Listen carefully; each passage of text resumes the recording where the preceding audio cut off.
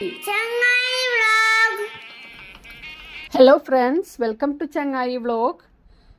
ഇന്ന് നമ്മൾ ഈ വീഡിയോയിൽ പറയാൻ പോകുന്നത് ആനുവൽ എക്സാമിനേഷൻ EVSന്റെ ക്വസ്റ്റ്യൻ പേപ്പറാണ്.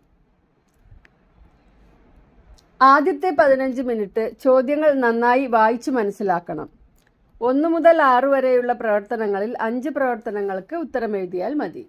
തെരഞ്ഞെടുത്ത ചോദ്യത്തിൻ്റെ എല്ലാ ഉപചോദ്യങ്ങൾക്കും ഉത്തരം എഴുതണം. അപ്പോൾ നിങ്ങൾ ആദ്യമായിട്ടാണ് ഈ ചാനൽ കാണുന്നതെങ്കിൽ ഒന്ന് സബ്സ്ക്രൈബ് ചെയ്യൂ. അതുപോലെ തന്നെ നിങ്ങളുടെ ഫ്രണ്ട്സിന് ഷെയർ ചെയ്യാനും വീഡിയോ ലൈക്ക് ചെയ്യാനും മറക്കല്ലേ. അപ്പം നമുക്ക് വീഡിയോയിലേക്ക് പോകാം. പ്രവർത്തനം 1. സസ്യങ്ങൾ പലവിധം. നമുക്ക് ചുറ്റുമുള്ള സസ്യങ്ങളെ ഓഷധികൾ, കുറ്റിച്ചെടികൾ, മരങ്ങൾ എന്നിങ്ങനെ തരംതിരിക്കാമെന്ന് അറിയാമല്ലോ. ഓരോ ഇനത്തിലും പെട്ട സസ്യങ്ങളുടെ പ്രത്യേകതകളുടെ അടിസ്ഥാനത്തിൽ പട്ടിക പൂർത്തിയാക്കുക. ഓഷധികളുടെ ഒരു പ്രത്യേകത ഇവിടെ തന്നിട്ടുണ്ട്. അധികം ഉയരമില്ല. അതിന് മറ്റൊന്ന് എഴുതാൻ നമുക്ക്.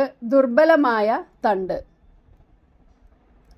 മാസങ്ങൾ മാത്രം ജീവിക്കുന്നു. ഇനി കുറ്റിച്ചെടികളുടെ പ്രത്യേകത കട്ടിയുള്ള തണ്ടാണ്. ഇത് ഇടത്തരം വലിപ്പമാണ്. വർഷങ്ങളോളം ജീവിക്കുന്നു. മരത്തിൻ്റെ പ്രത്യേകത എന്താണ്? മരങ്ങളുടെ കട്ടിയുള്ള തണ്ട്, ഉയരത്തിൽ വളരുന്നു, വളരെയധികം വർഷങ്ങൾ ജീവിക്കുന്നു. ആ ചോദ്യത്തിലെ ബി ക്വസ്റ്റ്യൻ നോക്കാം. ജലത്തിൽ വളരുന്ന സസ്യങ്ങളുടെ ഇല, തണ്ട് എന്നിവയുടെ പ്രത്യേകതകൾ എഴുതുക. ജലസസ്യങ്ങളുടെ പ്രത്യേകതകൾ നമ്മൾ പഠിച്ചിട്ടുണ്ട്. ഇലയുടെ പ്രത്യേകത: ഇല ജലത്തിൽ പൊങ്ങിക്കിടക്കുന്നു. മെഴുകുപോലുള്ള ആവരണമുണ്ട്. ഇലകളിൽ വെള്ളം പറ്റിപ്പിടിക്കുന്നില്ല. തണ്ടിൻ്റെ പ്രത്യേകത: തണ്ടുകൾക്ക് നീളം കൂടുതലാണ്. അതിൽ തന്നെയുള്ള സി. ചുവടെ ചേർത്തിരിക്കുന്നവയിൽ ശരിയായ പ്രസ്താവനയ്ക്ക് നേരെ ടിക്ക് ചെയ്യുക. വേര് സസ്യത്തെ മണ്ണിൽ ഉറപ്പിച്ചു നിർത്തുന്നു. ഇത് ശരിയാണ്. എല്ലാ ചെടികളും പൂക്കുന്നു. പൂക്കാത്ത ചെടികളും ഉണ്ട്. അപ്പോൾ അത് തെറ്റാണ്.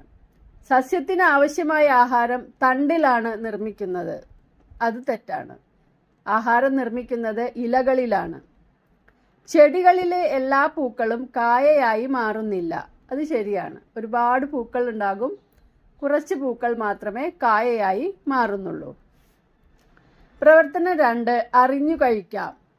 വിവിധ തരം ഭക്ഷ്യവസ്തുക്കളെ അവയുടെ സവിശേഷതകൾക്കനുസരിച്ച് വർഗീകരിക്കുന്ന പ്രവർത്തനത്തിൻ്റെ ഭാഗമായി അമ്മു തയ്യാറാക്കിയ പട്ടികയാണ് ചുവടെ ചേർത്തിരിക്കുന്നത്.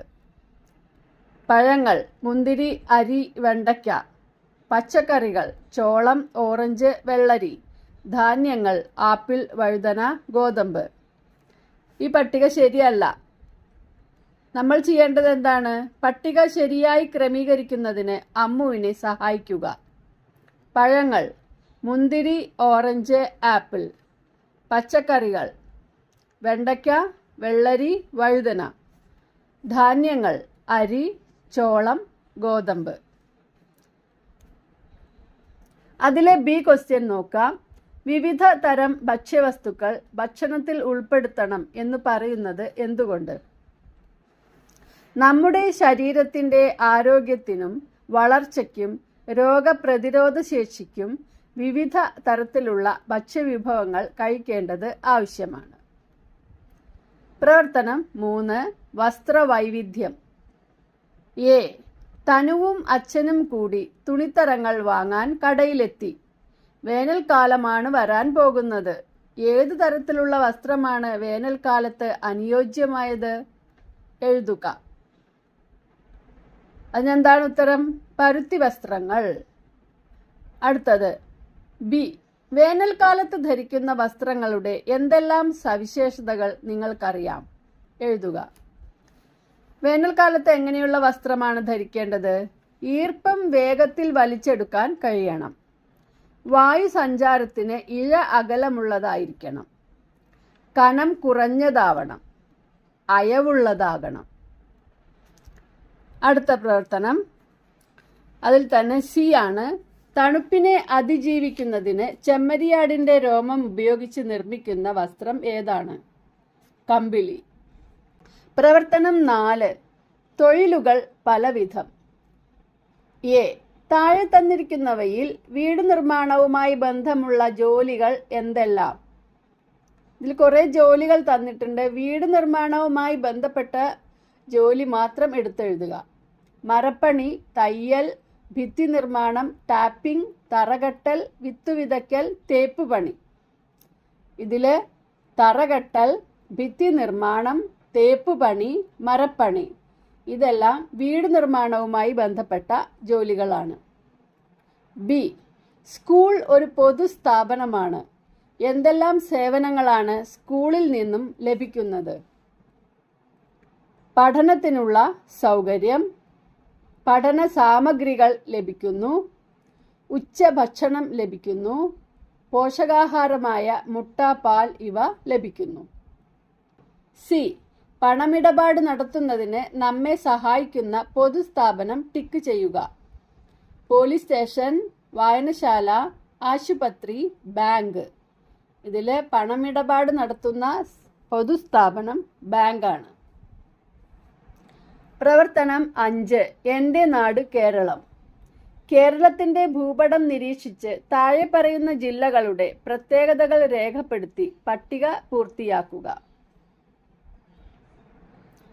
ജില്ലാ പ്രത്യേകതകൾ. കാസർഗോഡ് കർണാടകയുമായി അതിർത്തി പങ്കിടുന്നു. ഇടുക്കിക്ക് ഏറ്റവും വലിയ ജില്ല എന്ന പ്രത്യേകതയുണ്ട്. തമിഴ്നാടുമായി അതിർത്തി പങ്കിടുന്നു. പാലക്കാട്, മലപ്പുറം, തൃശൂർ ജില്ലകളുമായി അതിർത്തി പങ്കിടുന്നു. തിരുവനന്തപുരം കേരളത്തിൻ്റെ തെക്കേ അറ്റത്തെ ജില്ല അല്ലെങ്കിൽ കേരളത്തിൻ്റെ തലസ്ഥാന ജില്ല. ഇതെല്ലാം നമുക്കിവിടെ എഴുതാം. ബി. മറ്റു ജില്ലകളാൽ ചുറ്റപ്പെട്ട് കിടക്കുന്ന കേരളത്തിലെ ഏക ജില്ല ഏതാണ്? ഏക ജില്ല, ഒരു ജില്ലയാണ് മറ്റു ജില്ലകളുമായി ചുറ്റപ്പെട്ട് കിടക്കുകയാണ്, അത് കോട്ടയം. സി. ഞാനാണ് കേരളത്തിലെ ഏറ്റവും ചെറിയ ജില്ല. ആരാണ് ഞാൻ? ആലപ്പുഴ, വയനാട്, പത്തനംതിട്ട, കൊല്ലം. ഇതിലേതാണ് ഏറ്റവും ചെറിയ ജില്ല? ആലപ്പുഴ. പ്രവർത്തനം 6. മണ്ണും ജലവും. മണ്ണിൻ്റെ വിവിധ സവിശേഷതകളാണ് ചുവടെ കൊടുത്തിരിക്കുന്നത്. മണ്ണിനുള്ളിൽ വായുവുണ്ട്, മണ്ണിനുള്ളിൽ ജൈവാംശമുണ്ട്, മണ്ണിനുള്ളിൽ ജലാംശമുണ്ട്. ഇതെല്ലാം നമുക്കറിയാം അല്ലേ, പഠിച്ചിട്ടുണ്ട്. എ. മണ്ണിൽ ജലാംശമുണ്ട് എന്ന് തെളിയിക്കുന്ന പരീക്ഷണത്തിൻ്റെ കുറിപ്പ് തയ്യാറാക്കുക. ലക്ഷ്യം: മണ്ണിൽ ജലാംശമുണ്ടോ എന്ന് കണ്ടെത്തൽ. സാമഗ്രികൾ: ഉദ്യാനത്തിലെ മണ്ണ്, സുതാര്യമായ പ്ലാസ്റ്റിക് കുപ്പി. പരീക്ഷണ രീതി: ഉദ്യാനത്തിലെ കുറച്ചു മണ്ണ് ശേഖരിക്കുക. ഒരു ചില്ലുകുപ്പിയിൽ അല്ലെങ്കിൽ പ്ലാസ്റ്റിക് കുപ്പിയിൽ പകുതി ഈ മണ്ണ് നിറയ്ക്കുക. കുപ്പി അടയ്ക്കുക. കുപ്പി വെയിലത്ത് വയ്ക്കുക. 10 മിനിറ്റിന് ശേഷം കുപ്പി നിരീക്ഷിക്കുക. എന്തു മാറ്റമാണ് നിരീക്ഷണത്തിൽ ഇനി എന്താണ് നമ്മൾ കണ്ടത് എന്ന് എഴുതുക. നിരീക്ഷണം, പരീക്ഷണ രീതിയാണ് നേരത്തെ എഴുതിയത്. നിരീക്ഷണം: കുപ്പിയുടെ വശങ്ങളിൽ ജലകണങ്ങൾ പറ്റിപ്പിടിച്ചിരിക്കുന്നത് കാണാം. നിഗമനം: വെയിലിന്റെ ചൂടേറ്റപ്പോൾ മണ്ണിനുള്ളിലെ ജലകണങ്ങൾ ബാഷ്പമായി മാറുന്നു. അതാണ് കുപ്പിയുടെ വശങ്ങളിൽ നാം കണ്ടത്.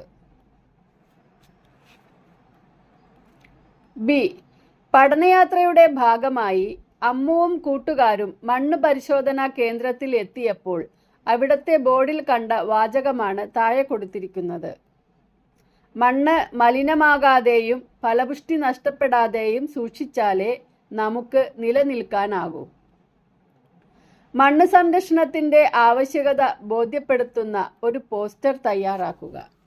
എന്താണ്, നമുക്ക് പോസ്റ്ററിൽ എപ്പോഴും ഒരു ചിത്രവും പോസ്റ്റർ വാക്യവും ഉണ്ടാകുന്നത് നല്ലതാണ്. അപ്പോൾ നമ്മൾ മണ്ണും മരവും ചിത്രം വരയ്ക്കുക. എന്നിട്ട് മണ്ണില്ലെങ്കിൽ മരമില്ല, മരമില്ലെങ്കിൽ ജീവനില്ല, മണ്ണിനെ സംരക്ഷിക്കൂ, ഇങ്ങനെയുള്ള ഒരു പോസ്റ്റർ നമുക്ക് എഴുതി തയ്യാറാക്കാം. അപ്പോൾ എല്ലാവർക്കും നമ്മുടെ ഈ ക്വസ്റ്റ്യൻ പേപ്പറും അതിൻ്റെ ക്വസ്റ്റ്യൻസും ആൻസേഴ്സും എല്ലാം മനസ്സിലായി കാണുമെന്ന് വിചാരിക്കുന്നു. അപ്പോൾ നന്നായി പഠിക്കുക, നന്നായി പരീക്ഷ എഴുതുക. Thanks for watching.